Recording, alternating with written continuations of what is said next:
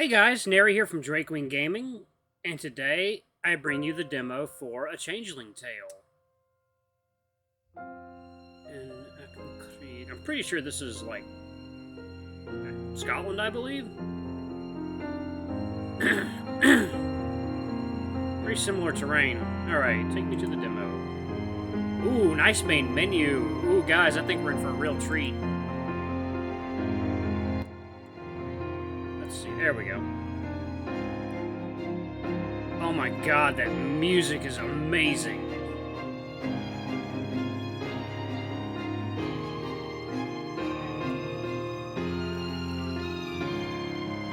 Yeah, there we go. Man, that is incredible. Oh man. Wow, I am floored by this music. Anyway, guys, let's jump right into it, shall we? Hell yeah! Alright, yeah, if I have to do a bit of editing, I will.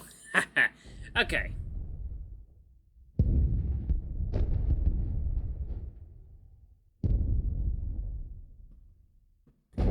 A chill wind brushes my skin as I huddle against the trench wall. It's a sure sign that winter will be on us soon. I pull my legs in closer to brace myself against the cold, and my boots squelch loudly as they drag through the mud. A star flare arcs lazily across the sky. My thoughts drift to that first winter when I disembarked in France, wondering if the war would be over before I even made it to the front. Liking the sound effects in this, really good. Like, it really sells the ambience. Hardly. The heart of that enthusiastic boy may have died 4 years ago, but I live on. 4 years of living a nightmare. In many ways, tonight is no different.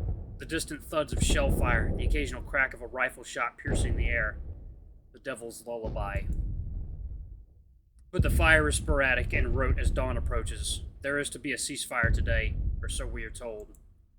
Rumors are circulating that it will go into effect across the whole front. Could the nightmare finally be coming to an end?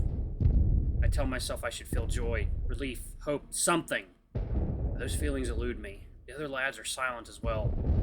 Silence and emptiness. Is that all the future holds? No answers are carried on the whistling wind. My hand fumbles inside my soaked overcoat and produces a letter. I've read it a dozen times, and I read it again. Dearest Malcolm, it is with a heavy heart that I write to you. Just yesterday we received word that your beloved grandfather has passed on to the hands of our Heavenly Father. There may he rest finally in peace.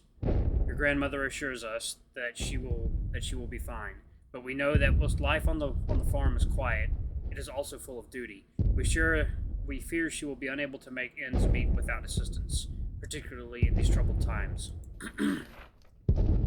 She does not wish to be a burden, but Malcolm, please consider returning home to live in the country with your grandmother once your tour has completed. She would love you to the moon and back for it. Your mother and I think often of you. Be safe, your proud father, ever, Bruce. Kurt, as always. While the other boys get parcels from their families, I only receive the odd letter here and there. Posting packages, taxes, an already stretched budget, Mom and PA said once they moved from the city. Getting out of Aknekrieg, I don't know how to pronounce that, and away from their small world was all I had ever wanted. Things seemed to be much clearer then, when the war was fresh. Now, with a glimmer of the end in sight, the future is as muddy as this damn trench we call a home. I try to imagine myself with discharge papers in hand, sailing back across the channel. Where am I headed? To the city? To vie for a factory job with all the other returning soldiers? To school? To whittle my days away behind books I can't afford?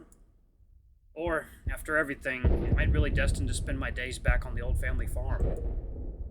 I'm no clairvoyant. There's no vision of the future, only a view of the same pockmarked parapet I've stared at for months. Resignation sets in. Really, what difference does it make? What's left to lose?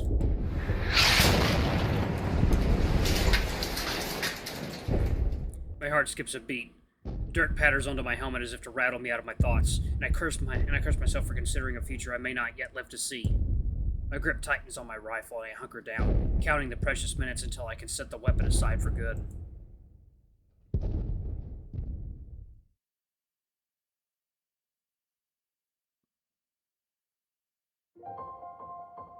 Once I knew he was returning home, I was flooded with relief. My life could begin again. Malcolm was safe. That was all that mattered. He was alive. I could only hope he was unharmed and that no further danger would ever come to him. Save slot number 1. This is really good so far. This is like above what I've been playing. Probably because I have a bigger budget to work with.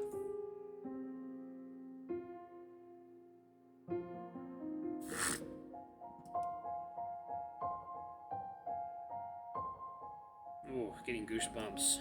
Oh man. Oh, this is gonna be something special.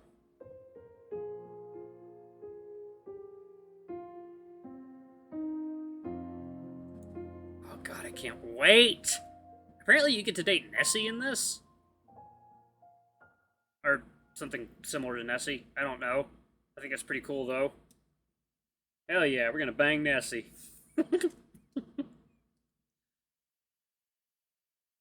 I'm sorry, we will court Nessie. Ah, man, love that view. Almost home, Hazel. I lean forward and pat my new companion as we trot along the ridge toward the village. It has been quite a long ride from Strathcurran, where I picked her up at auction.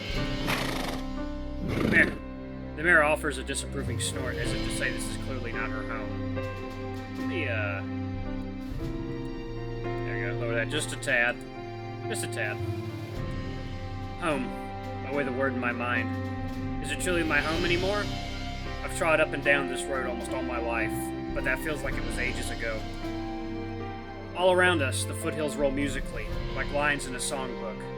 I would like to think I could still play a few notes on the flute my father whittled for me out of pine when I was still a wee lad. The memories are flooding back, all right, but they feel disconnected, as if they are from someone else's life, like sitting in the audience at a moving picture. Still, I can't help but feel emotional from the familiar scenery. The bluebells and heather are in full bloom, though it is May and still the season of cold spells. It's almost enough to quell the memories of the desolate landscape I left behind. A fresh start and a clean slate. Maybe this can be home once again.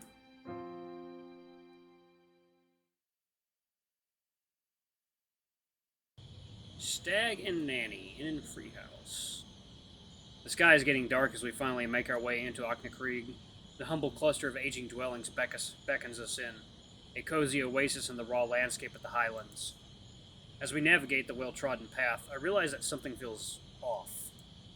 The tiny village was never much for hustle and bustle outside of market day, but apart from the crunch of gravel under Hazel's hooves, the whole place is eerily silent and still. I shake my head. The war's touched here too. What? The war's touched here too, then. How many men would never return? Ooh, kitty! A black cat emerges from an alley and peers at us, as if to punctuate the gloom. Gran used to say black cats were drawn by freshly departed souls, and I can't help but shiver. Hazel seems a little spooked, too, but once we've trotted past, she relaxes back into a stroll. We round a bend and finally hear signs of life from the building ahead.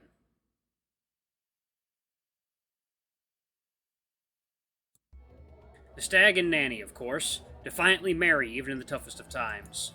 My stomach rumbles, reminding me that I've not eaten since the single biscuit at the train stop this morning. A pint and a hearty stew would sure fill every craving inside me right now. The music and laughter are inviting. A short detour won't do any harm, will it? After all, it's been months since the letter. Surely Gran can wait a few more hours. I slide off Hazel and loop her reins tightly around a post. Wow, that is an oddly detailed horse. Wow, that horse's eyes have like anime girl personality. Interesting. Well, I don't think I'm going to be dating the horse.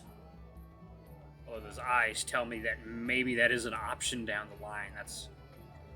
No. I'm not dating a feral horse.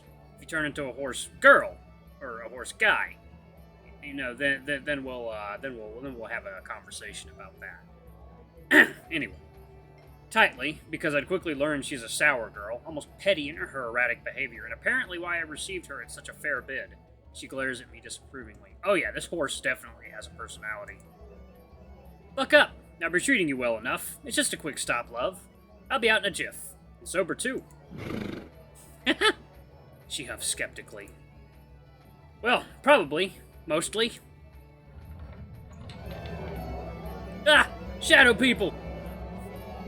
As I open the door, the clouds of smoke part, revealing a comfortable seat. God, how I missed it. It's a regular Wednesday night at the Stag and Nanny. The noise of tired, happy drunkards is music to my ears, indeed. The barkeep is one of the loudest, mingling among his chums at the tables. Before I know it, a little sprite of a woman approaches me. Wispy tufts of brown hair peek out from under a large floppy hat. She smiles shyly at me and reaches out towards my arm. Aww! Wait. Daphne, is that you?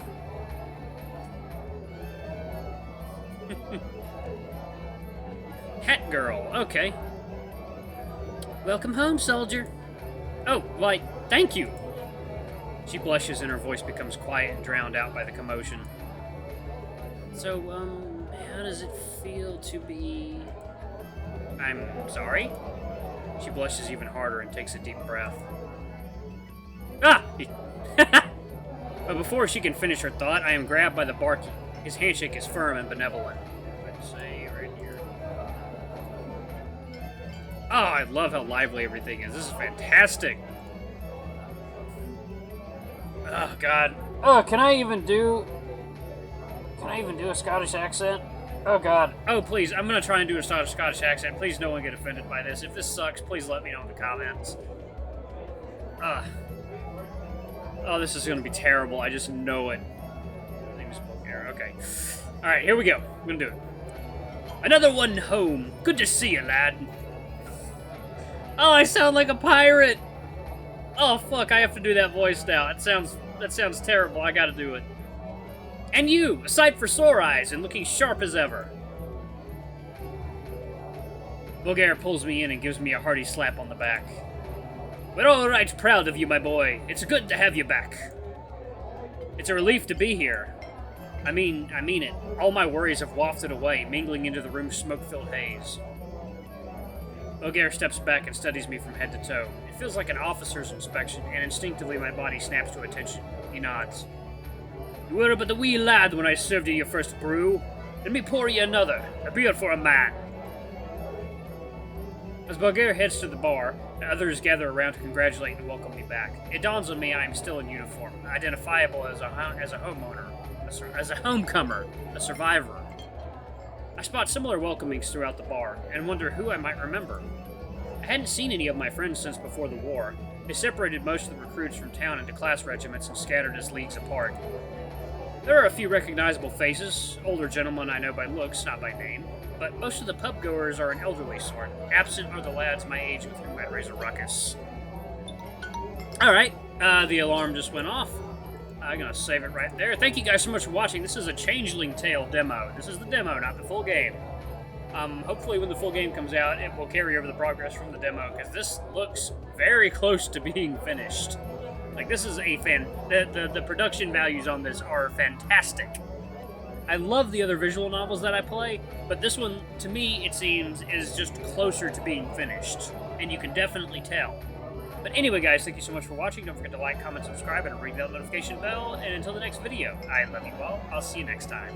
Bye-bye!